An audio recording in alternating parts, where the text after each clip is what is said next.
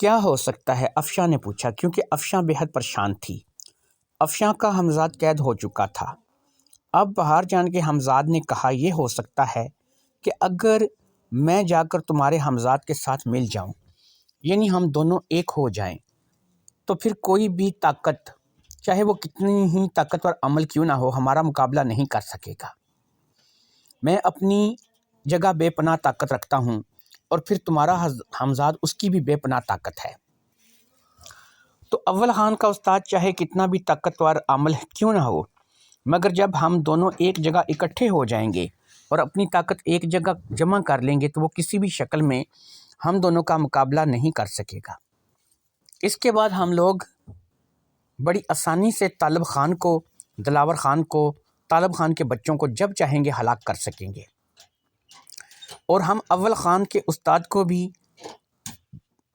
یا تو جان سے مار دیں گے، یا پھر اس قابل ہی نہیں چھوڑیں گے کہ وہ ہمارا مقابلہ کر سکے۔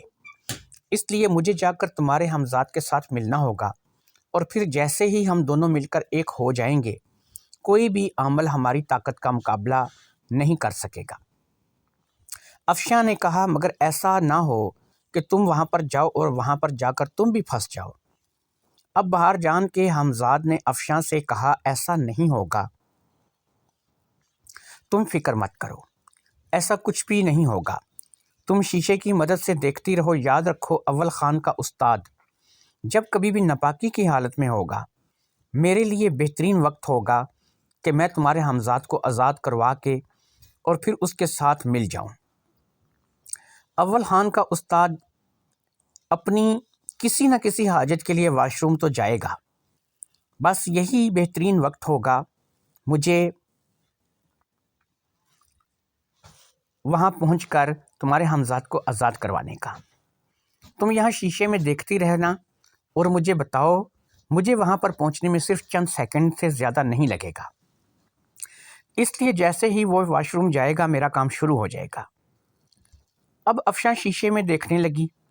اول خان کا استاد جو کہ ایک ہندو تھا، وہ اپنے دن بھر کے کام سر انجام دے رہا تھا، اور پھر اسی طرح دن میں ایک وقت ایسا آیا کہ وہ رفع حاجت کے لیے واش روم چلا گیا۔ اسی وقت افشاں نے بہار جان کو اشارہ کیا، اور دوسرے ہی لمحے بہار جان کا ہمزاد وہاں سے غائب ہو گیا۔ افشاں کا دل دھڑک رہا تھا، چہرے پر پریشانی عیاں تھی۔ وہ شیشے میں دیکھتی چلی جا رہی تھی، اور پھر اس نے دیکھا کہ دوسرے ہی لمحے اس کا بھیجا ہوا ہمزاد اس جار کے پاس جا کر کھڑا ہو گیا جس میں افشاں کا ہمزاد قید کیا گیا تھا۔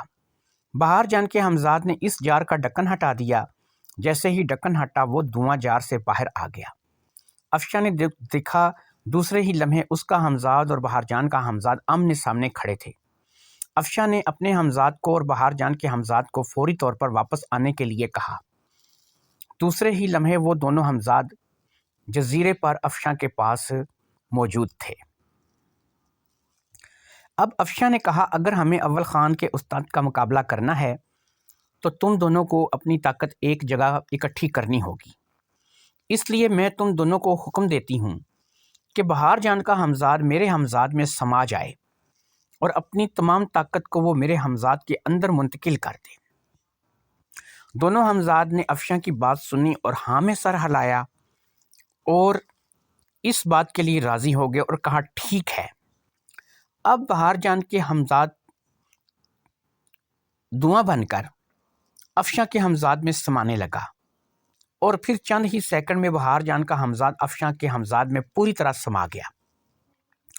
اب وہاں پر صرف ایک ہی ہمزاد کھڑا تھا، اور وہ افشاں کا اپنا ہی ہمزاد تھا۔ اب افشاں نے ہمزاد سے کہا، اب افشاں کے ہمزاد نے کہا، اب میرے اندر اتنی طاقت آ گئی ہے کہ میں کسی بھی عامل کا بڑی آسانی سے مقابلہ کر لوں گا۔ اب افشاں نے دھڑکتے دل کے ساتھ ایک بار پھر اپنے ہمزاد کو رخصت کیا۔ اب سب سے پہلے اول خان کے استاد کے خاتمے کا کہا، اور پھر اس کے بعد افشاں اپنے مشن میں آگے بڑھ سکتی تھی۔ افشاں کا ہمزاد وہاں سے رخصت ہو گیا۔ شیشہ افشاں کے اپنے پاس موجود تھا۔ افشاں پھر سے اسی جادوئی شیشے میں دیکھنے لگی۔ شیشے میں دوسری طرف کا منظر ابھرا۔ اول خان کا استاد اب کی بار بڑی بری طرح پھنسا تھا۔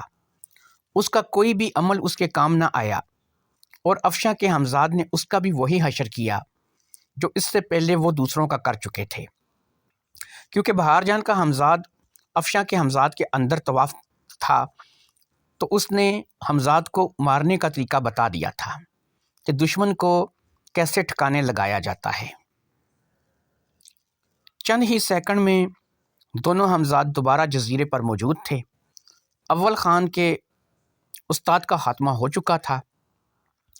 اس کو چیختے ہوئے اور اس کی چیخوں کی پکار افشاں نے شیشے میں دیکھ بھی لی تھی اور سن بھی لی تھی۔ اول خان کا استاد مر چکا تھا اور اب طالب خان کے بچوں کی باری تھی۔ اب کی بار طالب خان کے بچوں کا مرنا لازم تھا۔